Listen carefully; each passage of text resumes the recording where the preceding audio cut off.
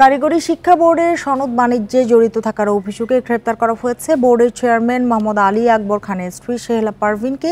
এ নিয়ে মিন্টু রোডের মিডিয়া সেন্টারে সংবাদ সম্মেলনে বিস্তারিত জানাচ্ছেন ডিবির অতিরিক্ত কমিশনার হারুনুর রশিদ। আমরা সরাসরি চলে যাচ্ছি সেখানে। বিকাশে কম খরচে ক্যাশ আউটের লিমিট বেড়ে 50,000, প্রিয় এজেন্টও 2টা। নাম ঠিকানা পরিবর্তন, বয়স পরিবর্তনের কাজটা তারা করে আসছে এবং সবচেয়ে আশ্চর্য বিষয় হচ্ছে এই অ্যানালিস্টের বিরুদ্ধে যখন কিছু কিছু সাংবাদিক তারা তার তথ্য পেয়ে তার নিউজ করবে বলে তারপরে ম্যানেজ হয়ে যায় আর নিউজ করে না। এবং আমরা যেদিন তাকে ধরে নিয়ে আসলাম তাকে সেদিনও কয়েকজন সাংবাদিক রিং দিল, ভাই সামনে ঈদ, কই দেখা করছেন না তো। সে যে অ্যারেস্ট সে জানে না, কিছু সাংবাদিক জানার পরও কিন্তু নিউজটা করে নাই। অন্যদিকে আবার আমাদের দুদকের দু একজন কর্মকর্তা তার নামে একটা ফাইল খুলে তার সাথে আবার ওই সিদ্ধেশ্বরীতে বসে একাধিক কথাবার্তা বলে সেটাও স্থগিত হয়ে যায়। আর ওই দুইজন দুদকের কর্মকর্তা রিটায়ারে চলে যায়। সেখান থেকে সে কিছু বাংলা টাকাও নেই, কিছু ডলারও নেই। এইভাবে আবার সেটা যখন মানে মন্ত্রণালয়ের কিছু কর্মকর্তা যখন এটাকে আবার তদন্ত শুরু করার পরে পরে বলে এটা তো কম্পিউটারের বিষয়, এটা কম্পিউটার কাউন্সিল এটা ভালো তদন্ত করতে হবে, তারা তদন্ত থেকে তারাও বের হয়ে যায়। আবার তদন্ত কাউন্সিল, ওই যে কম্পিউটার কাউন্সিল, তারা যখন তদন্ত শুরু করলেন তারাও এক পর্যায়ে চুপ হয়ে যায়। সেখানে তারপরে দেখা যায় ওই দুদকের সবাই চুপ হয়ে গেলে এখন সে তখন মনে করেছে যে সবকিছুই সে ম্যানেজ করতে পারে, শুধু বাদ সাচ্ছে হলো ডিবির জালে লাস্টে তাকে আসতে হয়েছে এবং সে স্বীকার করেছে। এবং আমরা মনে করি আমরা যে কয়জনকে গ্রেপ্তার করেছি 3 জন 164 করেছে।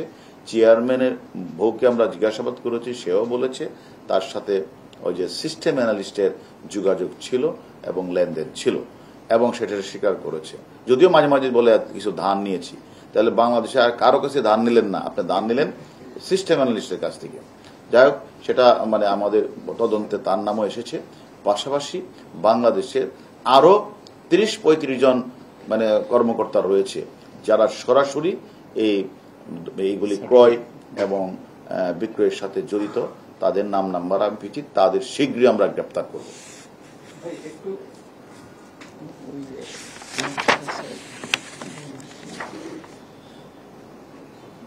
আমার কথা হলো যে সর্বশেষ যে কিছু বিষয়টা বলতে চাই, আপনারা কোনো প্রশ্ন করলে মানে আমার কথাটা হলো যে শিক্ষার মেরুদণ্ড ভেঙে দিয়ে বাণিজ্য করার অপতর্কতা লিপ্ত সরকারি বেসরকারি কর্মচারী অথবা সুবিধাভোগী দালালদের শনাক্ত করে দৃষ্টান্তমূলক ব্যবস্থা গ্রহণের জন্য ঢাকা মহানগর পুলিশ আমরা তৎপরতা আমাদের অব্যাহত থাকবে। ভাই একটু বলবেন, আপনি বলছিলেন গতকাল সিলিয়া খাতুনকে গ্রেফতার করেছেন এবং পরিচয়টা করাচ্ছেন যে চেয়ারম্যানের স্ত্রী, আমরাও সেটাই জানি যে তিনি চেয়ারম্যান এসেছেন। সেই প্রভাব খাটিয়ে তিনি যে স্তরে কাজ করুক এই প্রশ্ন পাশে তিনি করেছেন, তো চেয়ারম্যান তো অটোমেটিক চলে আসে সেই। আমরা এই কথাটা আপনার বলি, আমরা কাউকে তো ছাড় দিব না, আমরা তো ছাড় দেইনি। আমরা যখন প্রথম দিন যখন আমরা এই পাইকপাড়া আমরা ঘটনাস্থলে আমরা গিয়েছিলাম, আপনারা অনেকেই গিয়েছিলেন, ঘটনাস্থল পরিদর্শন করেছিলেন এবং সার্টিফিকেট তৈরি কারখানায় আপনারা গিয়েছিলেন। আমরা সেখান থেকে হাজার হাজার সার্টিফিকেট আমরা উদ্ধার করেছি এবং সেখানে কিন্তু আমার সার্টিফিকেটও তৈরি হয়েছিল, আমার এক এডিসির সার্টিফিকেট তৈরি হয়েছিল এবং আমাদের ডিসির সার্টিফিকেট তৈরি হয়েছিল। তারা করতে পারে এবং করে তারা আপলোড করে, তখন আপনি ভিডিও থেকে দেখতে পারবেন যে আপনার জন্ম 1990 সাল, তারা বানিয়ে ফেলেছে। এটা তারা করেছে, আমরা তাদেরকে গ্রেপ্তার করেছি। আমরা বলেছিলাম এর সাথে যত বড় বলই থাকবে ছাড় দেওয়া হবে না। আমরা এই যে কয়জনকে আমরা মানে